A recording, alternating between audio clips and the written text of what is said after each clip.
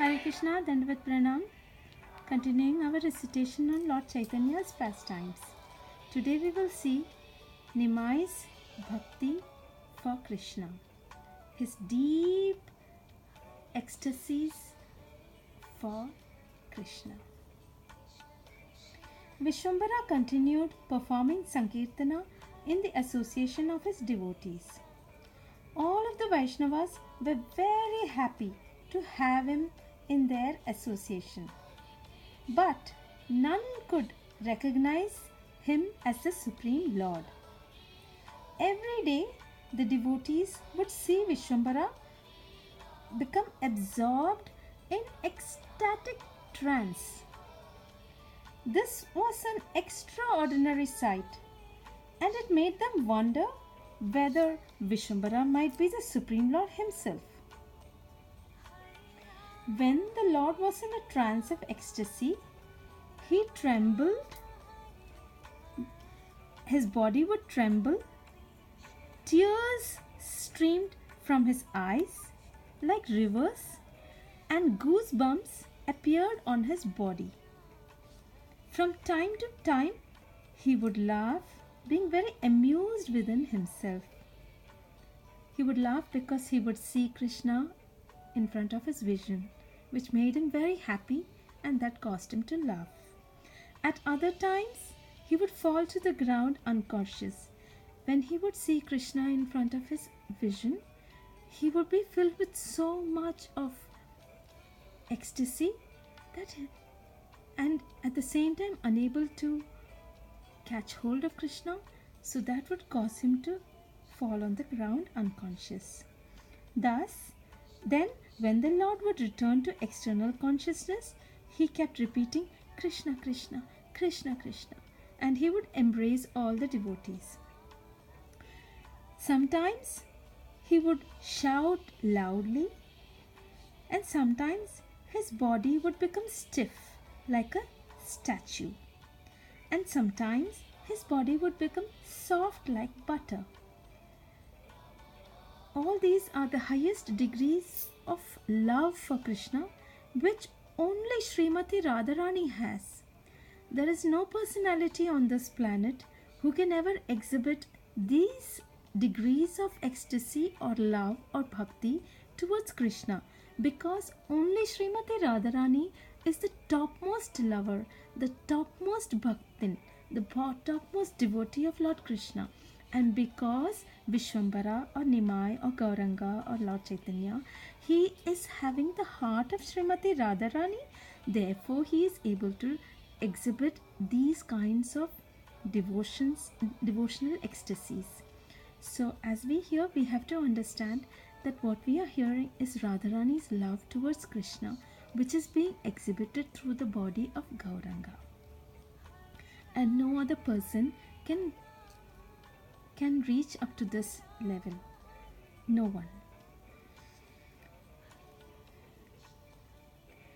So sometimes his body would become stiff like statue, and at other times his body would become soft like butter. When the Vaishnavas saw these wonderful transformations, they became convinced that this was not humanly possible. They would comment to one another in various ways according to their degrees of realizations. And they would say, how is it possible to describe Vishwambara's condition? He would cry out for Krishna, sometimes saying, "Oh, cheater, one who steals the hearts of the gopis of Vrindavan. Oh, friend of the fallen. Oh, ocean of mercy, Daya Sindhu. Oh, my Lord Shyama.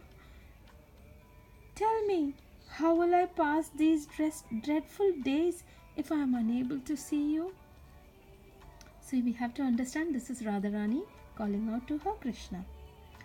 At other times, he would cry out, saying, "Where can I find the sweet face of my beloved?"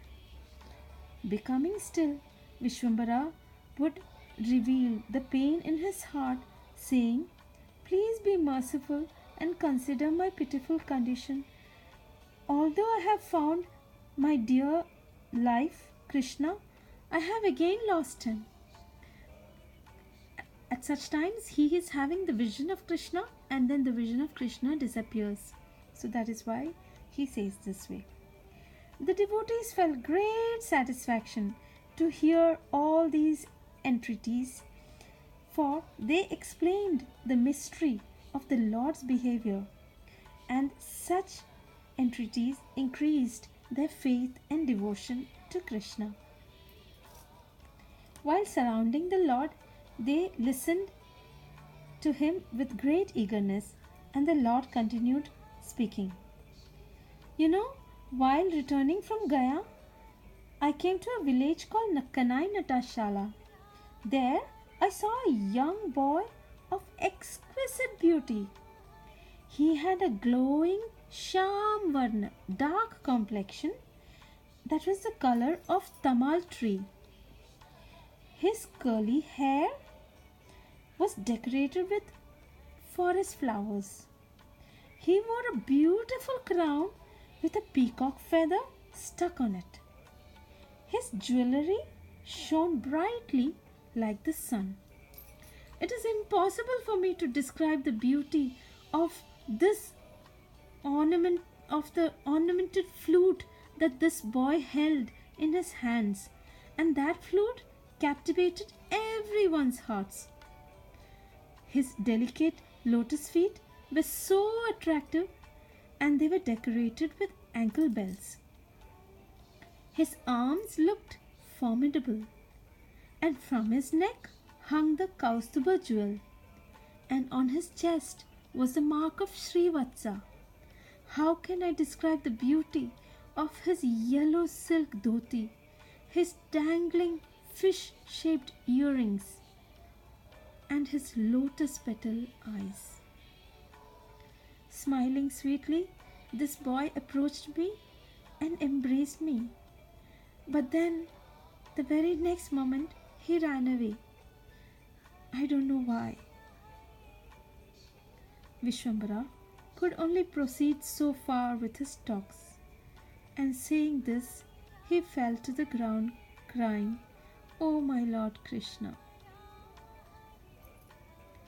The devotees caught hold of Vishwambara's body and removed the dust from his body while chanting, "Krishna, Krishna, Krishna, Krishna." And the Lord would say, "Where is my Krishna?" At last, when the Lord returned to his normal consciousness and became calm, his body would become soft like butter, and the devotees would become relieved, and they said, "We are all feeling so fortunate to have your association. Who is attracted by the opulence of Vaikuntha when you are personally present here? We have no attraction for Vaikuntha. Association with you has helped us to taste the highest nectar of devotion for Krishna. We are all your followers. So please kindly lead us in chanting the Lord's glories. We have been burned by the words of the atheists. So let your tears of love of God cool us forever." Vishwambara was very pleased to hear the devotees' words. He returned home, walking with the gait of a mad lion and filled with love for Krishna. Still, even though he returned home, the Lord never acted like an ordinary family man. Loving tears of separation from Krishna flowed profusely from his eyes. The water that washed his lotus feet in the form of river Ganga has now appeared from his eyes. Hare Krishna, Dandavat Pranam.